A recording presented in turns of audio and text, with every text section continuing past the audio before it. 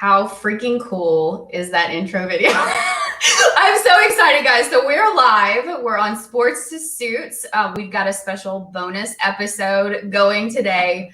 But I've got to totally give a shout out before we jump into any of this for Scott Schutte, who just put together this intro video for me. So Scott, if you're listening, dude, you rock. If anybody is listening, reach out to Scott because he does some pretty cool stuff like this. So I'm Amanda Banks. I've got some friends with me here. I've got Lauren and Rob on the line for Sports to Suits for our bonus episode. Guys, thank you so much for joining me today. Oh, thank you so much for having us. Yeah, thank you. And you're right. Like Scott did a great job on the intro video. So we're I'm hyped up. Isn't that so freaking cool? He sent it to me and he didn't even he was like, hey, I just had a creative moment. I wanted to send this to you. And I was like, dude, this is awesome. So sorry, I had to give a shout out to Scott for this video. We're going to have it every single week, which is super cool.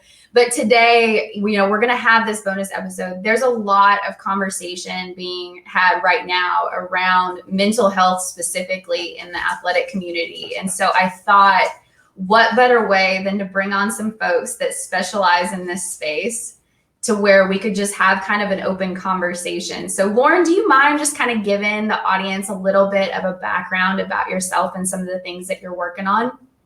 Yeah, absolutely. So I grew up playing ice hockey. I'm from Canada, so I just decided to fulfill that great stereotype about Canadians.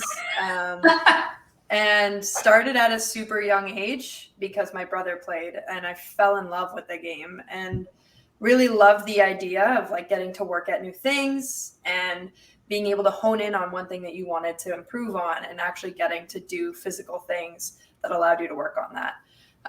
And when I was pretty young, somebody told me, you could take the sport pretty far. And I had never received that kind of feedback before. But in that moment, my focus turned away from the growth aspect that I had fallen in love with. And I became immediately motivated by the external feedback. And I was constantly racing after that and trying to get it. And it took me to some pretty awesome places until I hit those brick walls. I ended up trying out for Team Canada and played on Team Ontario for multiple years and ended up getting a Division I scholarship to play at the University of Wisconsin. But my senior year of high school, before I got to the college, I essentially had a mental breakdown where my personal life and I would say at that time it was a job, my job of being an elite level hockey player collided in probably the worst way that they could have. My mom got sick and I was living 4 hours away from home and I was extremely homesick. And I was not in a good living situation. And all of that brewed the perfect storm for me going from being a top performer on my team to being one of the most inconsistent hockey players on the planet. My coach didn't know who he was going to get when I showed up to the rink. I didn't know who I was going to be when I got to the rink. And that spurred me to find a performance coach. And what she did, her name's Susan Hobson. She's actually now my boss, which way to come full circle, right? She taught me how to basically compartmentalize things and deal with them so that I could show up when I needed to. And I had this epiphany along the journey of, there's absolutely no way that I'm the only girl going through this, that I'm the only athlete going through this. So I got to college. I knew exactly what I wanted to major in from the moment I got there. Majored in psychology, played my 4 years, loved every second of it, and then decided, I don't think I'm done with either of these things. So I went on to play professional hockey, and I'm still playing today. And while I was doing that, I got my master's in counseling. So we're rolling now. I work at Elite High Performance as a high performance coach. And I work with athletes and business leaders, helping them develop the mental tools that they need so that they can show up and perform when they really need to. Oh my gosh. Thank you so much, because people like this has been going on forever. Like this is something that, you know, regardless of how old you are as an athlete or like everybody kind of experiences it. So Lauren, thank you so much for kind of sharing a little bit about your background and story, because I think it's so powerful for people to understand and to hear. Oh, absolutely. Hockey is so badass. And like we got Rob, who before he popped on, like before we went live, he told me like his background in sports. I'm like, holy crap, water polo. I just got introduced to like this sport. And I'm like, oh my gosh, those people are like freaking beasts. So Rob, like share a little bit about your background and story as well before we jump into some of these topics. Yeah, and if people missed it, like check out the Olympic replays for both men and women. Like obviously the U.S. women, they're 3-time in a row Olympic gold medalists. They have the best goalie in the world and the best team in the world. So just if you're looking to juice yourselves up, you know, check them out. They crush everyone. That's a hardcore sport. Like I can't tread water for like 10 seconds, much less like what they got going on. It's crazy. Oh, it is definitely like I started playing actually like about a month ago again after like we reopened the pools and stuff after COVID. And that was literally the first thing I said, the first practice we were in. I was like, this is not a sport for people who've been out of shape and out of the pool for 2 years. Totally get it. So tell me a little bit about your background. So you played water polo. Yeah, so I'm from Ottawa, Ontario, and yeah, I got into water polo at 9, and basically the reason for that is my parents were early on the head trauma thing, and so they kept me out of basically like hockey and football, and I can't run very well, so I ended up in the pool, and like I love ball sports, and so swimming wasn't for me, and so we had like a local pool and they had a free like, hey, come out and try it. And it was like in July, and I went out and I was like, this is for me. And like I went immediately into it, like dove super deep into it. And like by the time I was 12, 13, we were winning provincial titles.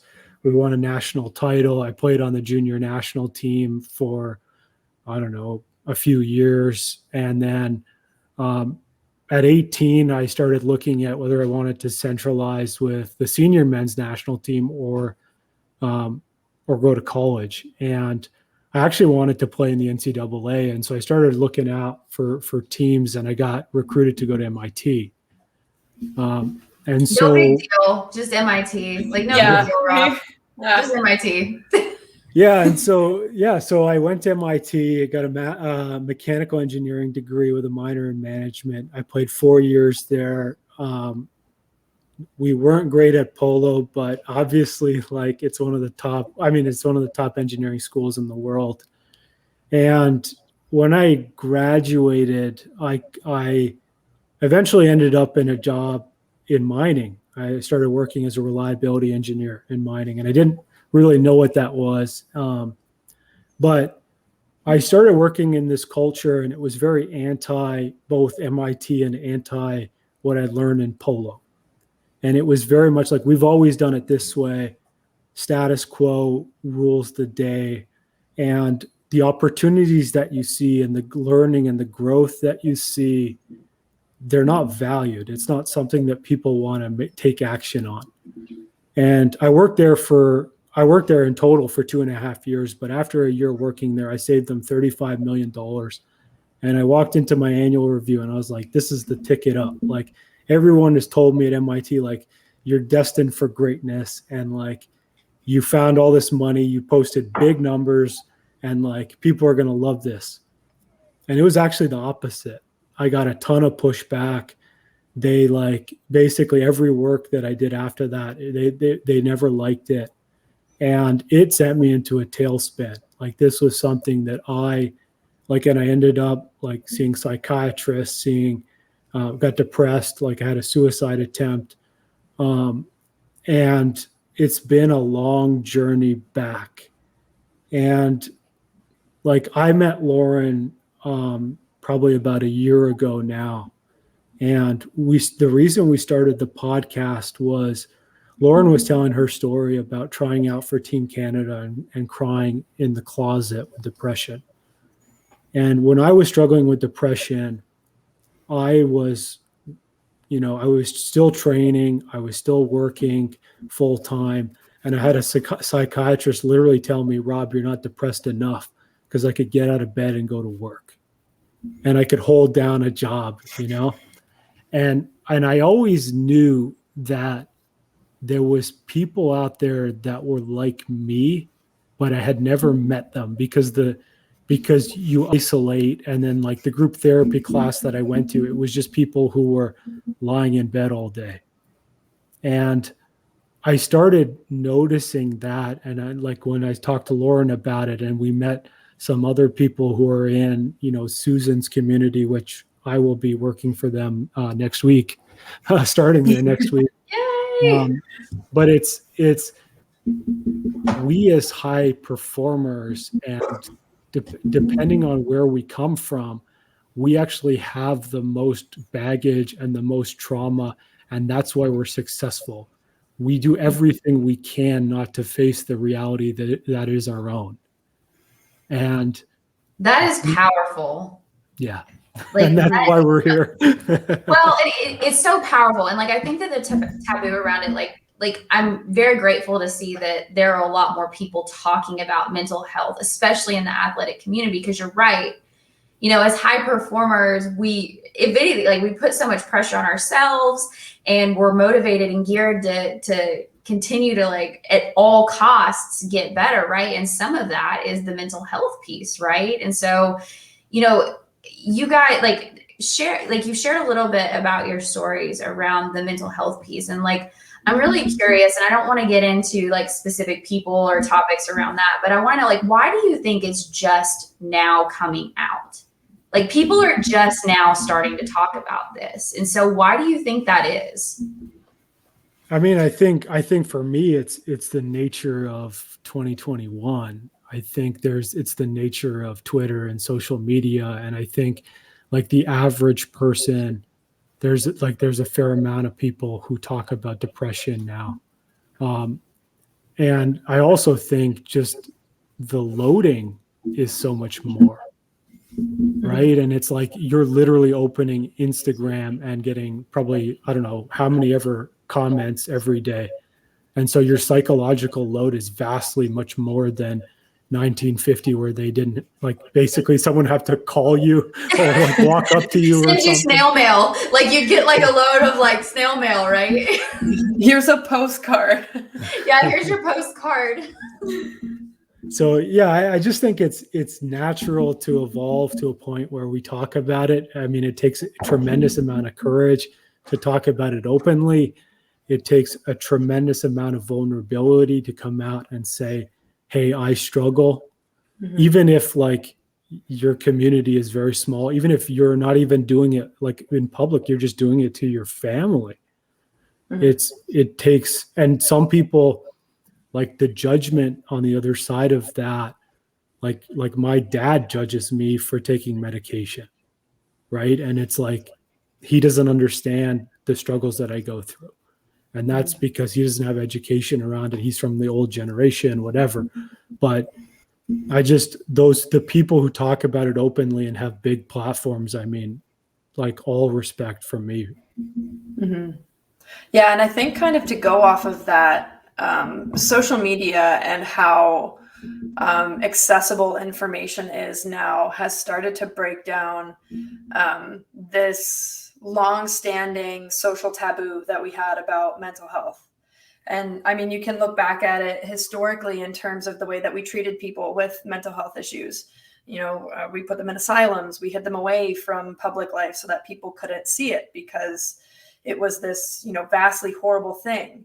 And then slowly we started to notice that, hey, you can have issues with mental health and still function and still be successful. And the more that we had these conversations with each other and the more open we got, you start to notice that, hey, it's actually not a taboo. It's pretty normal. And as we've moved across that and seen some of the people who have come out talking about their mental health issues, you're starting to see the communities grow from it. But you do still see a little bit of that old school perspective that Rob was talking about, where people push back on it. And there is still very much that, well, this isn't good kind of feeling towards it. We need to push this aside and say that this is a negative behavior to talk about this stuff. But it's definitely getting better. And I think the more that we continue to talk about it, the more we can start to shift people's perspective around it. Because at the end of the day, perspective is what matters most. Well, and community is huge, right? By like doing these things and having conversations, you know, we're providing a community, right? We're providing resources. Like, people are not alone in this space. Like, so when I made the transition, and I've been very open about this, when I was a young kid, when I was doing gymnastics, and when I went from being a gymnast, Amanda the gymnast, to outside of gymnastics, which was like really young, 13, 14-ish, 15-ish, I lost my identity. Like, I had no idea who I was outside of the sport. And so I see a lot of athletes, even, I mean, regardless of what sport it may be, they struggle with that identity issue of them being high performance athlete to what is life like outside of this. Do you guys see that as well? Oh, all the time. Yeah. And I think the narrative too was like, well, you have all of these skills from being an athlete. You should be able to apply them to regular life. But at the end of the day, you're losing a huge amount of structure as well. And if you've gone your entire life defining yourself as an athlete, what you actually engage in is called role foreclosure, where you stop exploring other aspects of yourself. So like, maybe that looks like not going to social outings as a young kid because, you know, you're going to practice, you're going to games, or you're going to tournaments. You don't get to explore school as much. And I think about this with football players all the time because their schedules are so strenuous. If you have a football player who's a bio major pre-med, they're juggling a lot, and that's just not common to see. And I think about it in terms of, you know, when you're younger, what are you able to explore in terms of your social stuff? What are you able to explore in terms of what you want to do in life outside of sport when your primary focus is on sport itself? Well, in your entire, like, even your family life, or like your parents or caregivers or whoever are taking you back and forth to sports. So all you talk about is sports, right? Mm-hmm. And so you lose that identity, but you also lose a piece of yourself. Like, that was a huge passion of mine. Yeah. And I'm sure you guys, like, Lauren, you're still in this sport. Rob, you've probably experienced this a little bit too. Like, I lost a huge part of my life the minute I made that decision to transition out, right? Yeah, and that's like, I think it's incredibly hard, and it's something that, like, Lauren and I teach as part of the leadership work that we do is who are you truly? Mm-hmm. And that question sounds simple, but it's not, right? And there's a great quote. I think it's Warren Bettis. I may be getting his name wrong, but he basically says leadership is about finding out who you are. It's that simple and that hard. And that's really what it is, right? It's like, we think that we're a resume, right? Like, I started working with Susan like a few years ago, and she asked me, she's like, who are you? And I was like, well, I'm a water polo player, I'm a reliability engineer, and I'm an MIT graduate. And she's like, well, thanks for your resume, but who are you? And it's like, well, I don't know, right? And then you start learning like your values and what you're good at and what makes you special. Because, and I believe this, is I believe that each one of us has a special gift to bring to the world. And that may be a combination of certain skills that you have, but you're unique in a special way. And it's our duty as leaders to unlock that in the people around us. Well, it's not, I'm a gymnast, or Lauren's a hockey player, or Rob is a water polo player, right? Like, that is not your identity. And that's something, if you're an existing player and you're listening to this, like, dive into that now and figure that out now, because you'll be light speeds ahead of all of us that have struggled with that, right? But like, it's true. Like, it's that simple, but it's a very complex thing when your whole life has been conditioned around you being this athlete. Mm-hmm. Well, like, what are the questions that people ask you when you're an athlete? Hey, how's it going with your sport? How'd you do on the weekend? Oh, that must be so cool to be a whatever player. And then you're not that anymore. And people don't know what to talk to you about, or you don't know what to talk to other people about because that's been your sole focus. You don't know what to talk about. Like, you're like, oh, I didn't go to practice today. Oh, like my leotard's not the same color, right? Like, it's like, you don't know what to talk about. And so like, I want to talk about it on the other end, because all of us have worked in a corporate role, right? And so on the other side, Lauren, you said it very eloquently. Like, when you go into a job as an athlete, they have expectations around you knowing all of these things, because they're like, oh my gosh, you have a lot of discipline, you have a lot of grit, you have, a lot of personable skills, like you can communicate. But like, the reality is these athletes typically don't know how to translate that. Mm-hmm. And the leaders don't know how to unlock that. And so there's this barrier and people start getting frustrated. Mm-hmm. Absolutely. And Rob, I'm sure that you can talk more about this too, but I mean, it's situational knowledge, right? And just like anybody feels really confident in one area of life, like athletes feel really confident on the field, on the pitch, on the ice, you put them into another situation and tell them to perform at, their best. It's like a fish out of water. If you've never been in that situation before, you kind of go into fight or flight situation, and all of that contextual knowledge that you have of, how to show up and perform under pressure goes out the door because you're so scared about what the outcome is going to be if you don't succeed. Yeah, I do firmly believe that what we learn as athletes, especially as a young age, will help us in our careers. We do learn, and we do, like Amanda, you talked about it. We push through a lot of stuff because we've been taught to do that.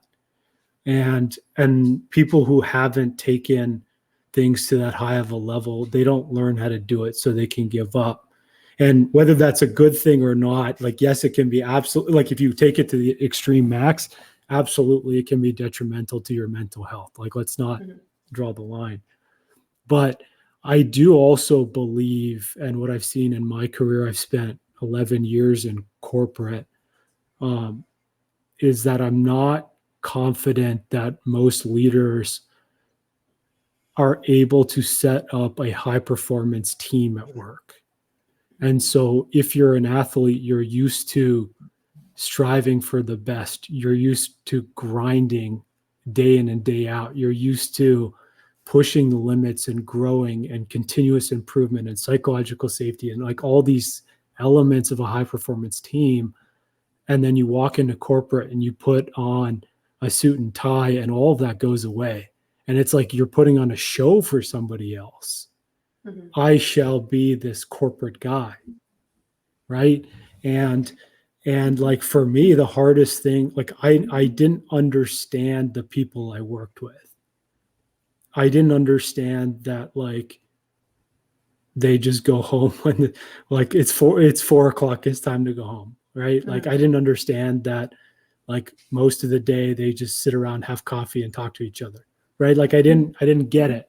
And so I think that, like, and obviously my job and my experience is different than, like, if you work in like investment banking, like, you're going to hammer it for 90 hours a week, right? But I think, like, a lot of these roles, they're not set up for a high performance, and the manager or the systems or the processes in place are kind of weak, and you get mediocre performance, which is what we see across the board. Mm-hmm. I don't know about you guys. Lauren, you touched on it a little bit. Like, so when we talk about, like, leaders within organizations, I was so blessed to have mentors, and I didn't even know they were mentors at the time, throughout my journeys in lots of different, roles and responsibilities that I had, that stepped in and basically said, I believe in you. We're going to figure out a way to make this work, and I'm going to mentor you. And they stepped into that, right? And Lauren, you said the same thing about the lady that you're working for now. Like, she stepped in and said, look, like, this is how we need to get you framed up for high performance, and this is how we're going to do it. But that was through mentorship and coaching. Mm-hmm. It didn't just magically happen. Like these people, like you don't just magically make that transition. Maybe some people do, but like my transition really happened when I had people that stepped in my life and were like, Amanda, you've got these amazing skills, but this is how you need to apply it. Yeah. I can't say enough for networking when you're in college. If you were a college athlete, at least at Wisconsin, I don't know what the experience is at other schools. We had so many networking events. And I was one of those people who was like too shy to go and do it. Or I was like, I don't really want to go network with people. But being able to find people who have been in your shoes and have gone over to the other side of it and saying like, hey, we're not playing sport anymore, but like we're in careers and functioning well. It is so important to have that kind of context because we are social learners. We learn through other people's experiences, and having a community of people, that's why it's so important.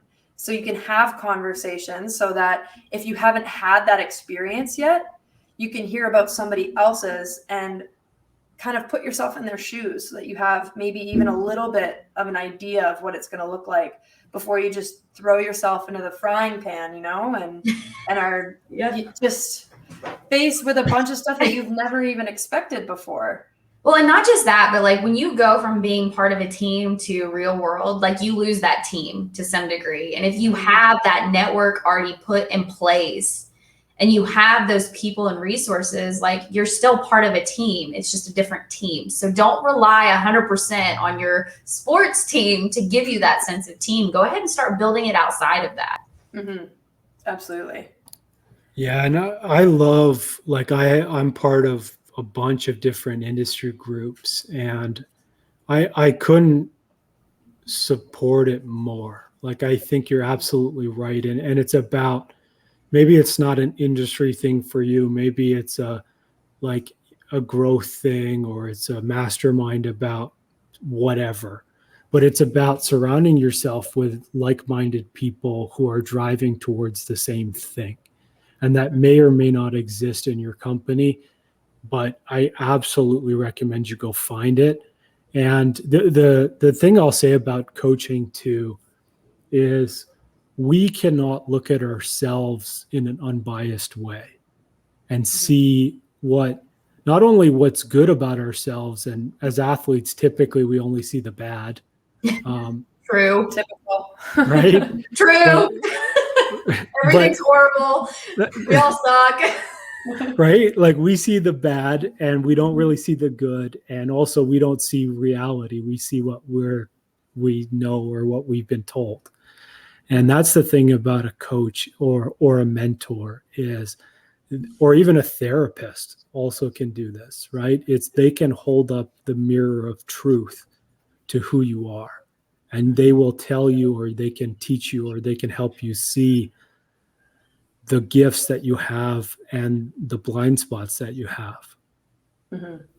And to go off of that, Rob, there's a quote that I read the other day. I think it's from Albert Einstein. And it goes, you cannot solve problems on the same level of consciousness with which they were made. Right? And that goes to say that when you're in your own subjective experience, you can't look at a problem and suddenly get all these brand new ideas for how to solve it, because you have that bias that you were talking about, Rob. And that's why coaching gives you so much opportunity to see things in a new light, to get that objective perspective and start to, like, you're never going to have a fully objective view on yourself, but you can start to bring in bits and pieces to help you problem solve. Well, and diversification of coaches, like I thought, so in sports, you have one or two coaches that, you're highly focused with, and there are other people that come in, and throughout the years you get new coaches and stuff, but like you're very engaged with, at least in gymnastics, I was very engaged with like 2 or 3 main coaches. And what I learned is like from a business coaching perspective, like there's business coaches, there's spiritual coaches, there's financial, like there's all these different people. One coach is not going to solve all your problems. Mm-hmm. And Absolutely. so I found that having multiple conversations with multiple different people and even different coaches throughout different phases of my life, depending upon what I'm doing, is critical. Mm-hmm. Have you guys experienced that as well, where you've worked with different coaches in different scenarios? Absolutely. And I have athletes now that work with me as a performance coach and then also see a therapist, because having that duality of opinion in terms of, okay, what's going on is extremely helpful for them. I can relate back to when I was an athlete, really still developing and honing my skill set, having an entirely separate coach just for skating. Right? Skating is always a part of hockey. You're never not doing it. And if you suck at skating, you suck at hockey, right? Well, yeah, if you're not a good, and that's the thing now. You used to be able to get away with not being the greatest skater, but the way that the game is going now is like you have to be a really proficient skater because it's getting so much faster. So like power skating coaches, which is also one of the things that I do now, have become extremely prevalent because you need to hone in on those little things where someone has specialty to kind of start to not nitpick, but like see those things that you have blind spots about. You can't And it notice could be a everything. slight adjustment that makes all the difference. Like in gymnastics, this is something that like I carry into the business world, is like it could be one minuscule adjustment that needs to be made, and then magic happens. But without having somebody that kind of is like, oh, you need to make this adjustment here, you need to make this adjustment here, I would have never freaking known, right? Right. Absolutely. And and I would just add that the finding the right people for you is so critical. Mm-hmm. And like I talk about this from a mental health perspective because I'm on my 20th different medication. I've seen 3 or 4 psychiatrists. I've seen numerous different therapists, done numerous different therapies, right? And it's about finding the right person who works for you. And different people will resonate with different people.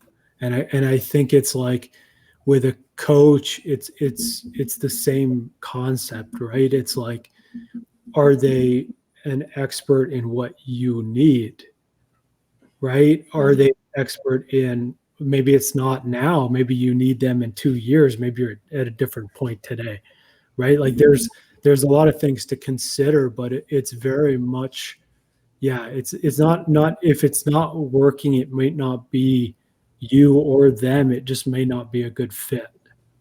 Well, and people like in the athletic community, like I encourage people, like find people that understand, like that have been through what you've experienced. And this isn't anything in general, right? Like find people that can relate to you on the human level because they've experienced it or they've worked with other people that have. And athletes are like, we're not machines, right? But we have. It would be convenient sometimes. It would be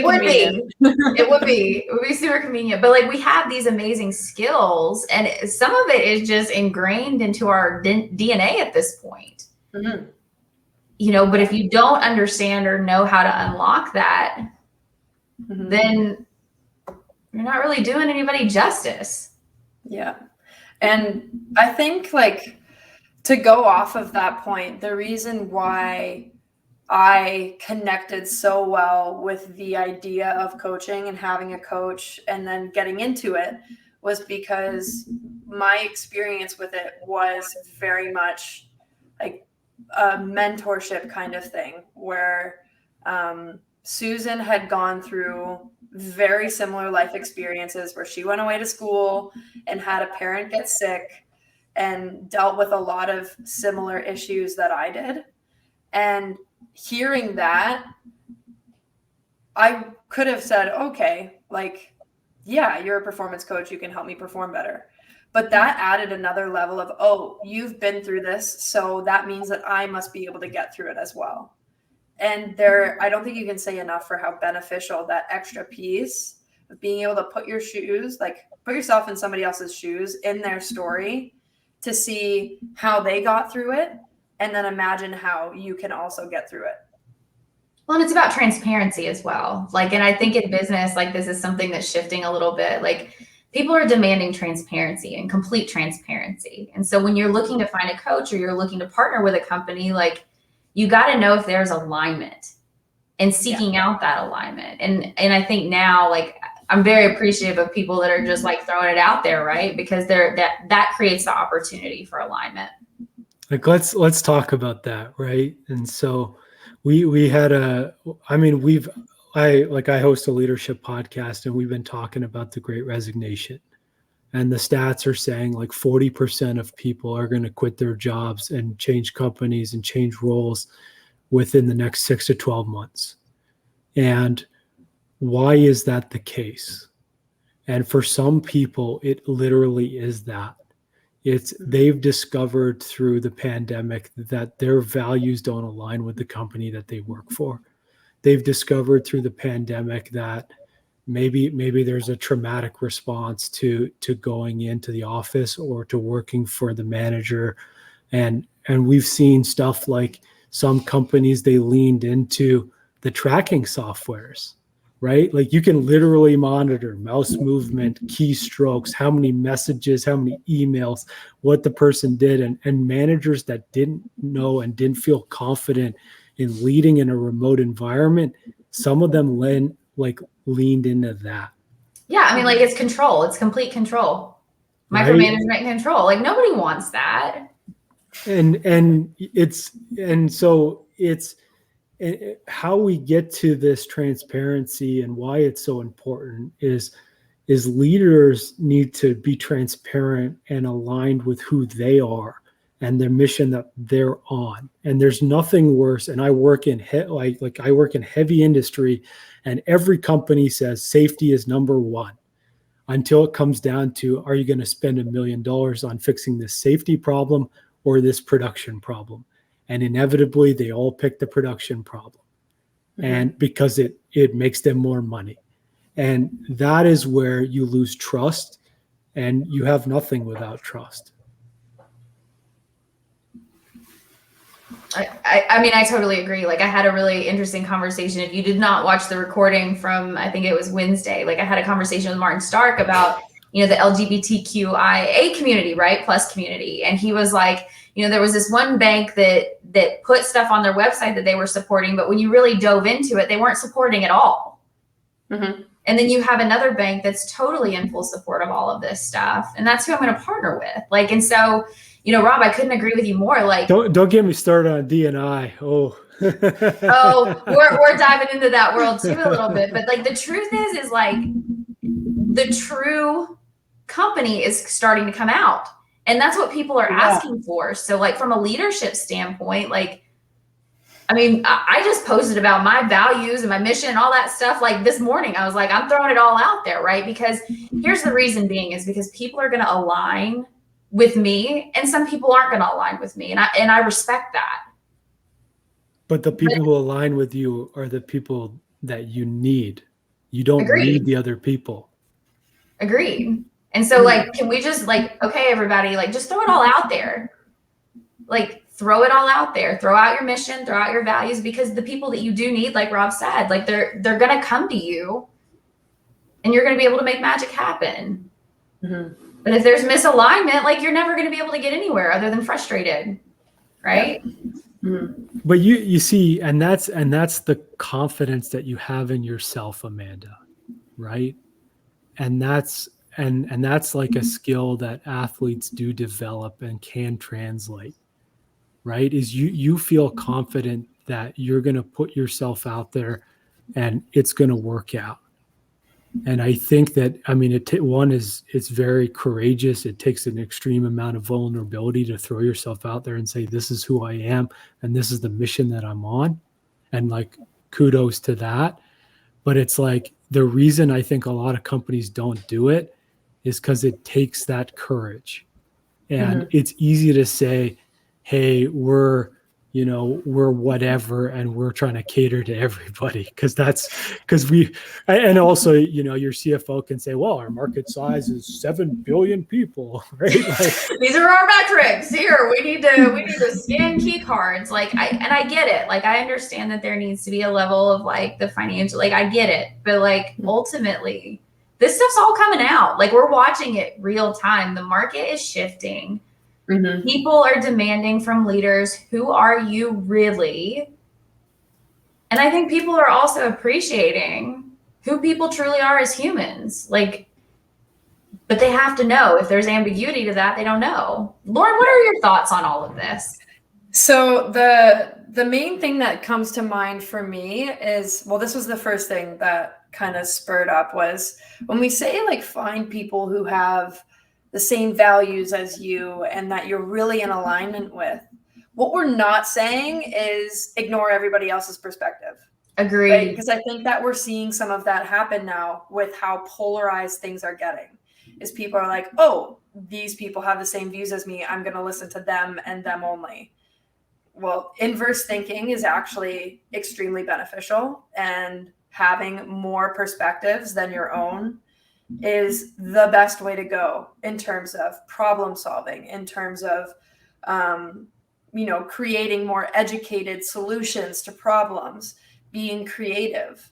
Like there was a really cool meta-analysis done on a bunch of studies that all had like relatively rock solid findings. And they found in this study that when the research was conducted by people from different regions of the planet, so like if you had somebody from India, somebody from Britain, somebody from Canada or the US, the findings were actually more profound than the studies that were conducted by people from the same area. So when you bring in more perspectives, it is so much healthier and more, I don't want to use the word productive, but what's the word I'm looking for, guys? Help me out. I don't know. But it's just better overall to bring in more perspective. And then the other thing that I think we're touching on a little bit when we're talking about the way that the marketplace is changing is we're getting into like the human side of it. Instead of just having corporation X in front of you saying, these are the corporation's values, we now have somebody who we can build a relationship with as a human being, who we are innately social. We love forming new relationships. You can't form a relationship with a corporation, but you can form a relationship with the person and the human being behind it if they're willing to step out into that role. So that's why we're seeing the shift, is now people are like, hey, I don't identify at all with the person who's leading me. They don't jive well with me at all. They're not, invested in the same things as I am as a human being. And that doesn't sit well with me. So they're choosing to form a new relationship. And I think that human aspect that's being brought into the workplace is what's really changing things. Yeah. And the only thing I'll add to that is it's not about, I think a lot of leaders believe that they need to portray perfection, and they need to portray that they have all the answers and that they are all knowing, all seeing beings. Right. And it's like, we are not that. We don't know. Right? And we don't expect it. I was about to say, hint, hint, if you're listening, don't do that. Don't be that guy. Yeah, don't do that, because like the reality is nobody expects that. Like I had the biggest problem with that. As you know, gymnasts are like, we're all bred around perfectionism. Yeah. That was the biggest thing that I've had to overcome, is like the whole perfectionism thing. Like nobody expects that. I would rather see a human being a human. Like we all do dumb stuff every once in a while. Like it happens, right? I think this is why a lot of people are like so interested in TikTok. Like there's some stupid stuff that happens. But like you're humans, right? Mm-hmm. And so like this whole idea around perfectionism, we've got to let that go. Yeah, you cannot connect with what you're not. And perfection is impossible. It's unattainable.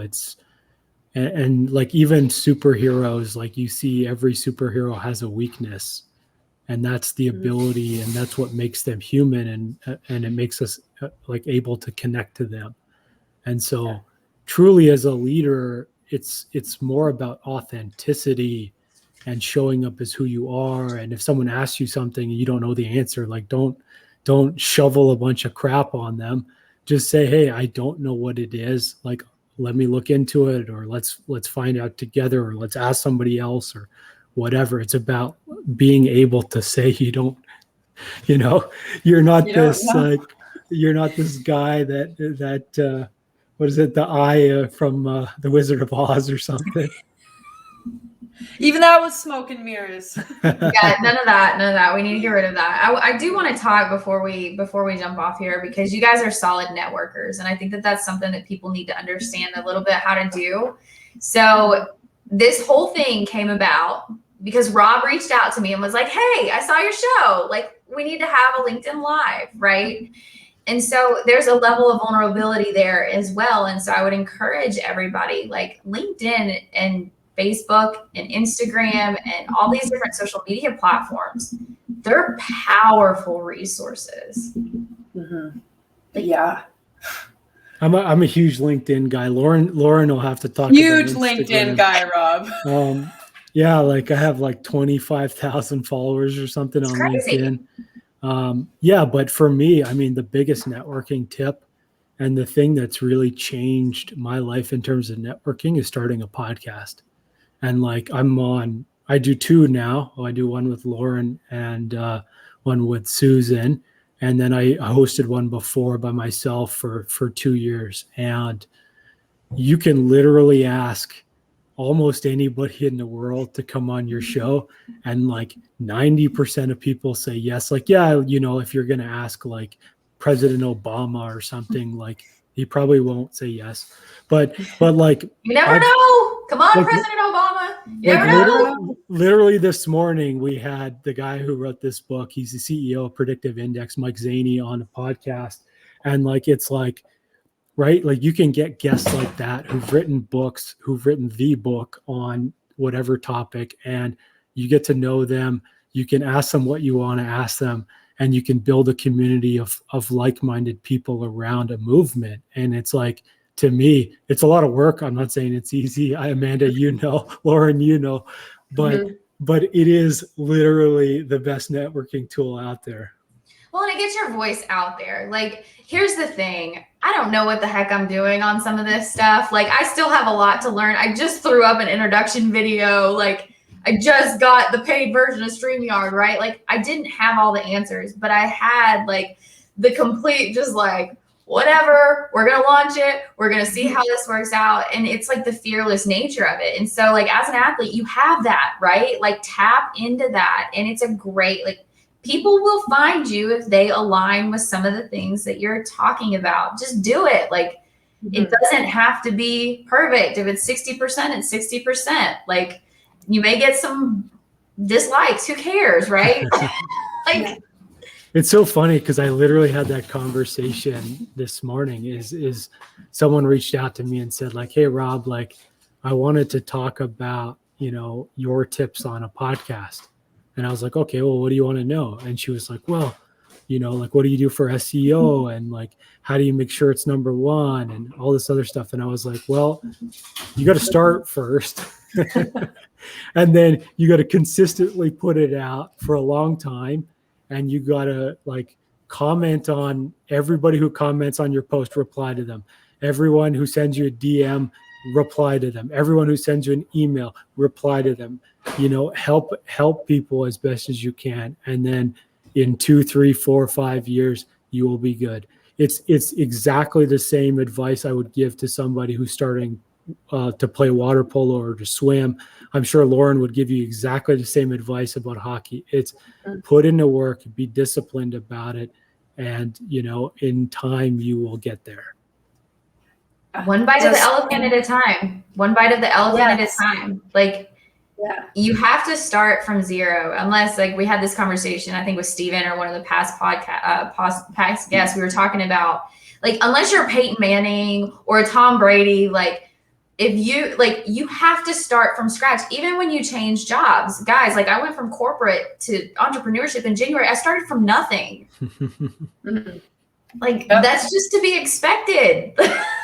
Right? Right. And there's something that Susan always said to me when I was an athlete, and I now of course bring it into everybody that I talk with on this topic of like trying new things, is sometimes you just have to throw yourself forward and expect that your feet are going to catch you. And understanding that the reason why you feel scared or nervous about doing it is simply because your brain is sending off, these red flag signals and these alarms, because you're changing, you're doing something different, and your brain inherently does not like change.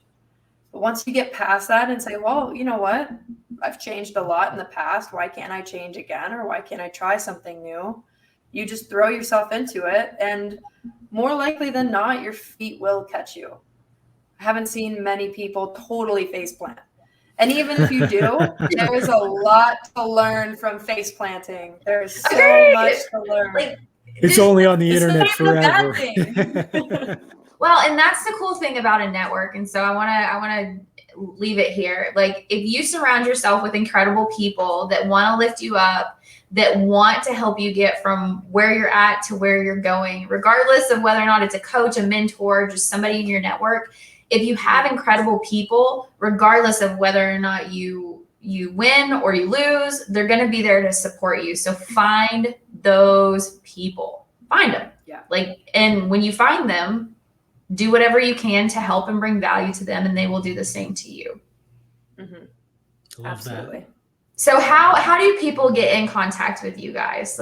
So Lauren, we'll start with you. How can people stay up to date on some of the things that you've got going on? I know you've got a lot. So what's the best way to stay up to date with what you've got going on? Yeah, so I'm biggest on Instagram, and you can follow me just at Lauren Willie 17. I post, stuff that's going on in my life in there, as well as like coaching thoughts and stuff related to athletics. And then if you want to email me about any services, whether it's like one-on-one coaching or group stuff, email me Lauren at elitehighperformance.com. Awesome. Rob, how about you? Yeah, so I don't use Instagram, although I do have an account that I haven't posted on in like 5 years. But yeah, you can find me on LinkedIn. I'm on there every day. Just Rob Kalwarowsky. I'm connected to Amanda, so if you're looking for me, just you can find us together. We host 2 podcasts. So Lauren and I host Dismantling the High Performance Narrative podcast together. You can find that one on Apple, Google, Spotify, wherever you find podcasts. That one, we dive into a lot of what we talked about today. So mental health and performance. We have a lot of athletes on. We've had some incredible people on that show. So definitely, if you're interested in more of the mental health side, check us out there. The other podcast I host is called the Leadership Launchpad Project. That one's about people-centric leadership. So if you're looking to build a high-performing team at your workplace or in your community, that's the one you're going to want to go to. And again, it's available Apple, Google, Spotify, wherever you find podcasts. So that's that. And then, yeah, we're rolling out a bunch of new cool leadership programs, services, and offerings. So for that stuff, you won't see it right now today, but you'll see it probably in the next month or so. You can go to elitehighperformance.com and find it all there. And if you sign up for their newsletter, you'll hear from both Lauren and me in the near future. Well, and I can't thank you guys enough, for being vulnerable, for sharing your stories. I mean, I think it's so impactful for other people to understand that they are not alone, especially athletes. You are not alone in this space.